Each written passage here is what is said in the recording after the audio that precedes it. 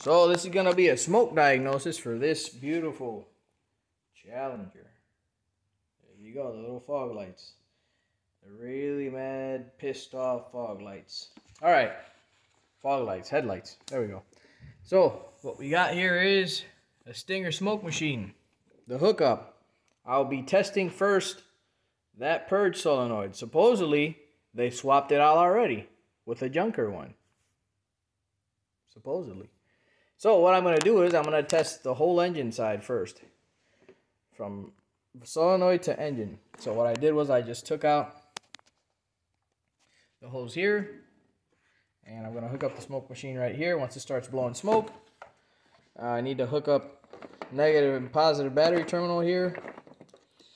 Really prefer to make a switch for this. So yeah.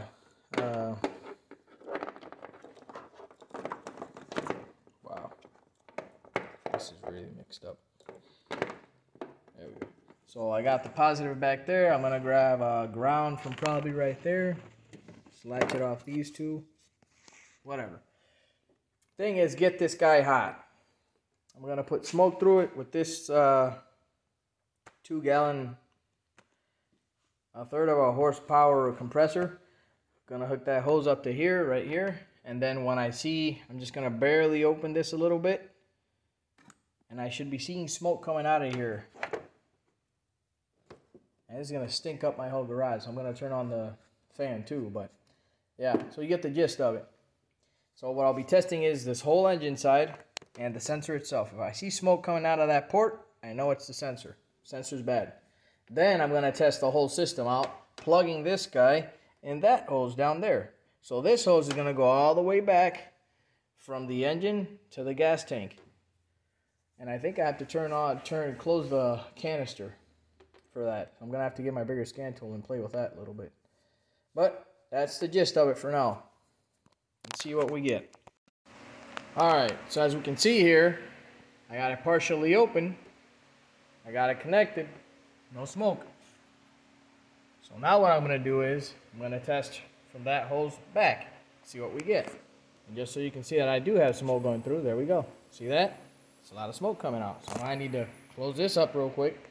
Take the positive off. And wait a bit. Yeah. Alright, so I got smoke from this area right here. It's probably the canister.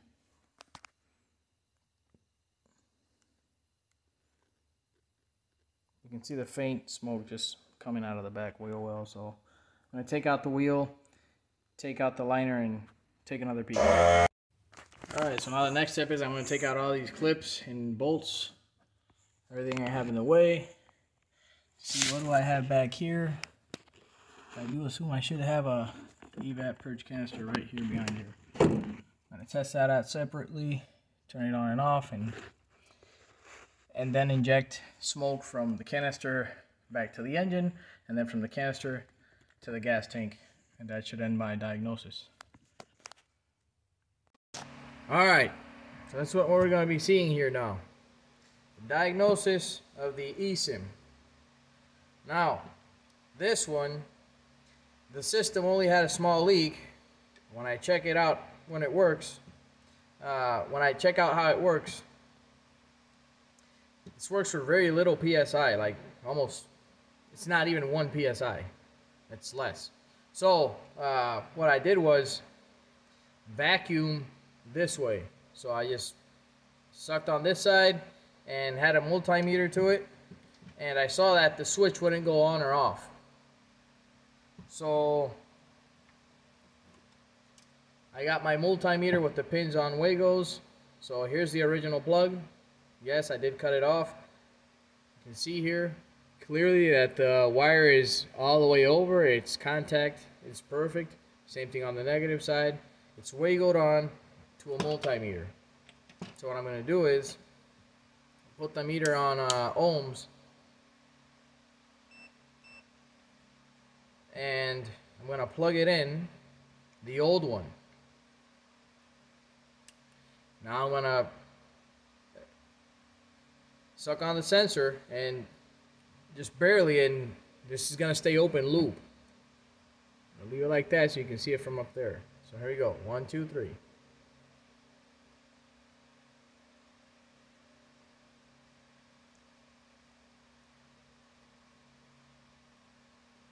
Nothing.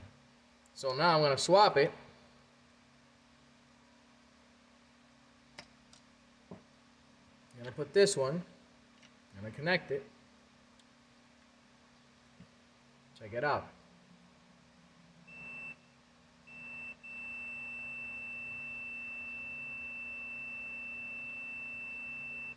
Big difference. So yeah, the old one is shot. Can only say that I did try to smoke machine this thing. It did come out the back, but it's made to come out the back because it naturally works out with the pressure of the gas tank.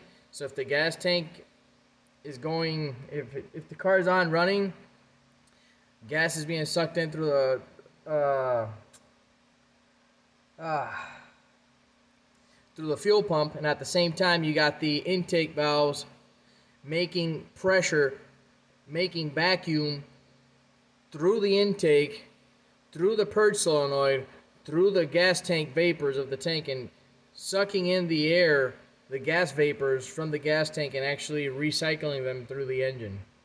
So the best way to try it out was actually just doing it on the back, and that's what I got. I just got a bad sensor internally. Now, how would I diagnose this? Seal-wise, again, this one, the seal sort of works, but again, it's just so low PSI, I really can't even replicate the PSI even using my mouth. I can't even replicate the PSI with a compressor regulated at 1 PSI or less. This is so fine-tuned to work at that specific PSI that it's crazy. But this is the only way I got to diagnose this one. It has a bad switch, which may be indicator, not the switch itself, probably it has a bad diaphragm, because the diaphragm is the one that when it pulls on, it pulls the switch down or something like that that I read. I'll leave you a link to the website that I got the info from. But yeah, this is just the basics of it. Hopefully this helped you out. And this is the ESIM video. All right. So as we saw in the last video, in the last skit, we saw that the pressure sensor, instead of being open loop with no pressure in it, the old one is actually closed. So here's the meter, here's the 3-pin sensor. I'm going on the 2 corners. It should say open loop.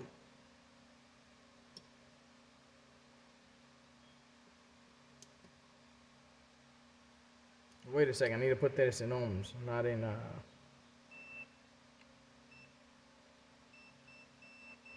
there we go, right there. So in ohms,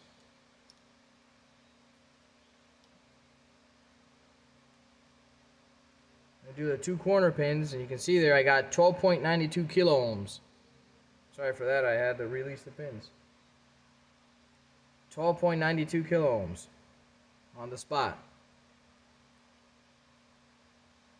And from center pin to left pin, 7.40. Now I'm going to take the new sensor, put it exactly the same way. Let me make sure I got it the same way.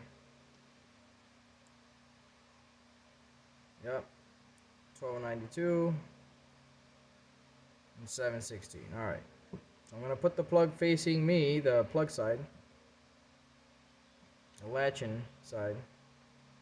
There's the 2 corners. Boom, open loop. So the 2 corners is open loop. Sorry for that. There we go. 2 corners open loop. And now center the corner. Make sure I get this right. There we go. Center of the corner is 1529. Brand new sensor. So the ohmage is a lot higher in the center pin to the corner, and no ohmage corner to corner. no ohmage.